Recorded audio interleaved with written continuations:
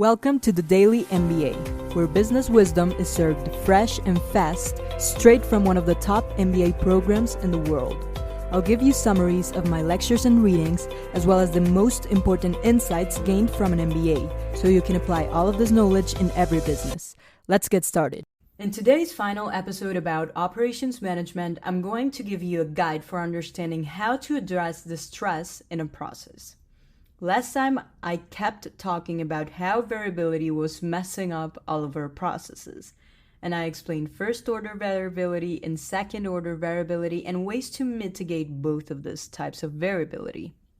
But now, in today's episode, I'm going to be wrapping up operations management by explaining two key concepts that are going to be the economic order quantity and also a type of economics that's called the Newsvendor Economics.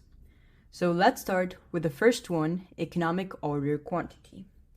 This model is going to be the one that will give you the optimal quantity to produce. So it's very important to understand how this method works, because if we go back into my last episode where I was talking about variability in selling sweaters, for example, I don't know how many sweaters to produce because in the summer people aren't buying them, in the winter they're buying a lot of them. So we could address variability in some ways, but how do you determine the optimal quantity in order to produce it? That's what we're going to use this model for. And so in economies of scale, you will usually find that you'll get a trade-off between fixed costs and variable costs. And always, rule of thumb, having flexibility, it's always going to increase your costs. So let's determine first all of the factors that we're going to need in order to determine the total cost that we should consider in order to find the optimal quantity. For this, we're going to need three different types of costs. These are going to be holding costs, setup costs, and annual purchase costs. So holding costs, as I told you, this is going to be how much it will cost you to hold inventory over a specific amount of time, usually over a year. Setup cost is going to be related to how much does it cost you to set up an entire order, or how to set up your machine if we're talking about manufacturing. And then the annual purchase, it's just going to be basically what it costs to produce the thing. So the costs of producing my sweater times the demand that I'm going to have. And so for this, we're going to use the equations that I'm going to show you in my screen. But basically what we would need is the order size, the demand rate, the setup cost, the holding cost, and the cost per unit. So with these 5 variables, we're going to be able to determine the total cost. And then, once we have that, our equation for the optimal quantity is going to be very simple. It's going to be this one. And from this one, some mathematics can also happen so you can derive the total cost of that optimal quantity. So let's imagine I'm going to put some words into it so this doesn't get very weird. And then I'll tell you how I would replace all of these numbers just plugging them into the equations. Easy thing here would be that once you have the equation, the only thing that you need to do is plugging the numbers, so it becomes very easy. But these are going to be two key equations so you can minimize costs and find the optimal quantity to produce. So let's start with my example.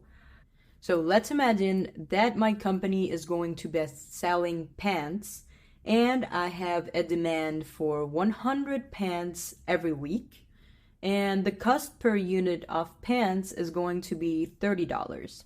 And then my delivery costs are going to be $120. I'm just making stuff up, but let's assume.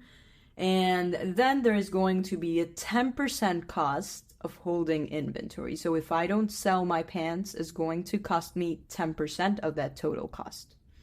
So if I want to plug in these numbers, I would start with my optimal quantity. I would take 2 times 120, because this is going to be my delivery cost.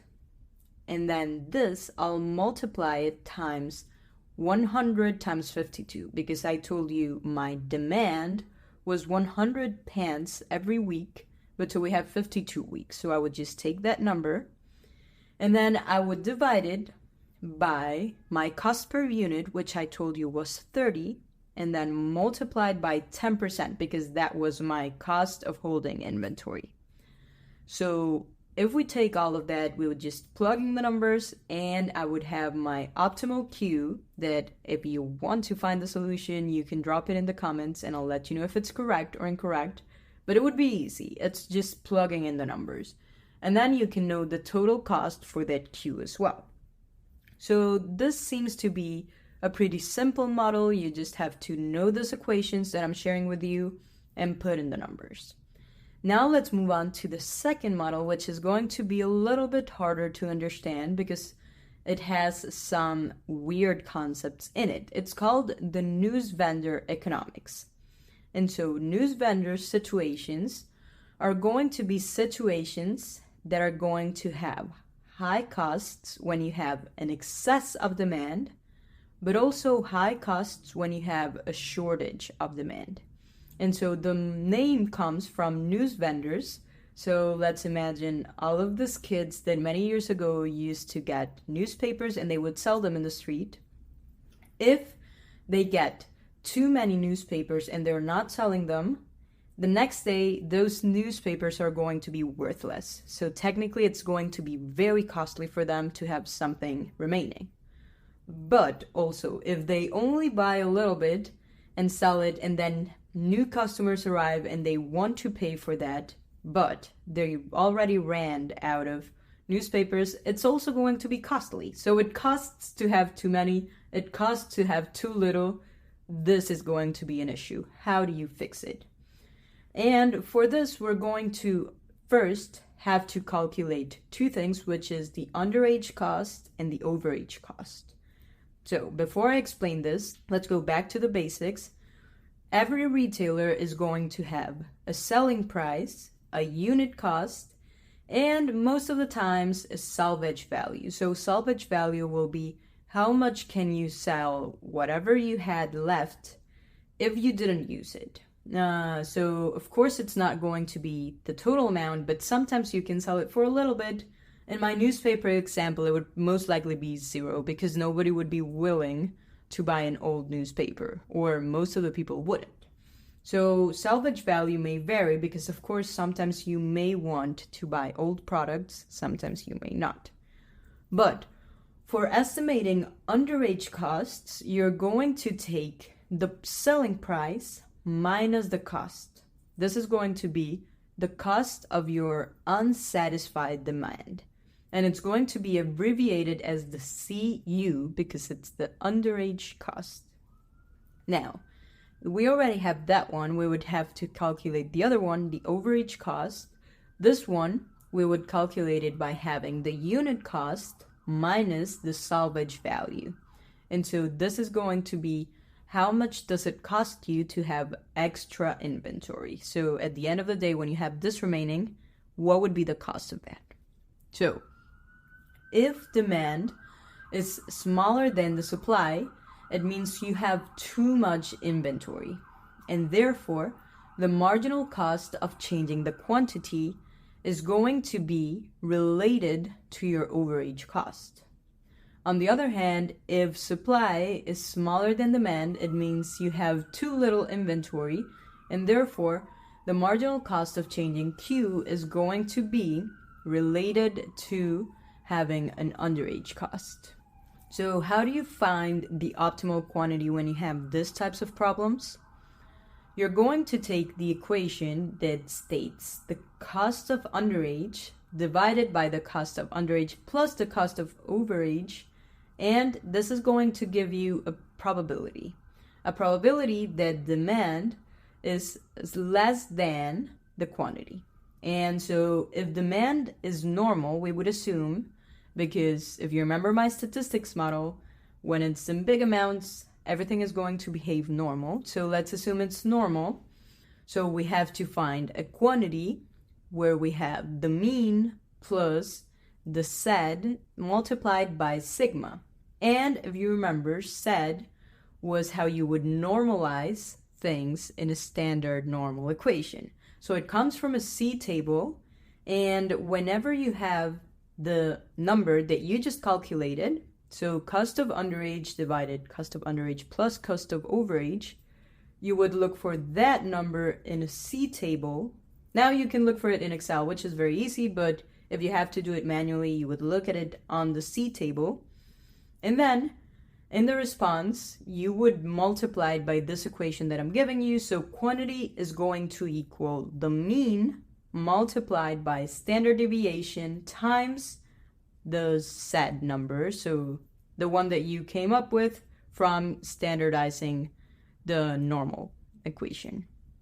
And now that you have that, you could also have the number for your safety stock.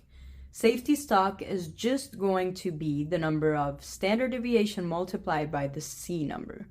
So C is going to be the number that you aim to change because this is a managerial choice. But on the other hand, the standard deviation is going to actually come from uncertainty. So that one you can't modify. The only one that's under your control as a manager, it's going to be C. And how do you manage to get that one?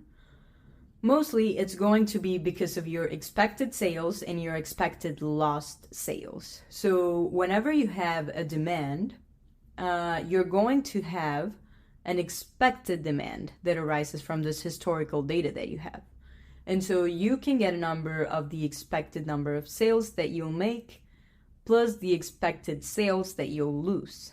And this may also give you an expected leftover inventory, which would come from the amount that you produced minus the number that you actually sold. So the steps for finding the expected number of lost sales would also be similar. You would have to choose a coverage. So in statistics, remember, you could choose 95% certainty. So this one's the one that's commonly used. Then we would look for that C-score in the standard normal loss function. And then we would multiply it by sigma, which I just told you this comes from the uncertainty of each model. So you would have to multiply it, and that would be the process for finding lost sales. So Newsvendor is a bit more complicated because you're mixing statistics with operations management, but it's going to be a very complex model in which you have to make all of these mathematical decisions in order to minimize your costs and also optimize your quantity. So it's crucial for you to understand all of this, and let me know if you have any questions because I can send you more notes or more types of exercises in order to get to better know the Newsvendor Economics. I hope you enjoyed all of these operations episodes. You can share my podcast with a friend who also wants to learn about business, and give me a review if you're liking the content that I'm producing. I'll see you next week to talk about managerial accounting.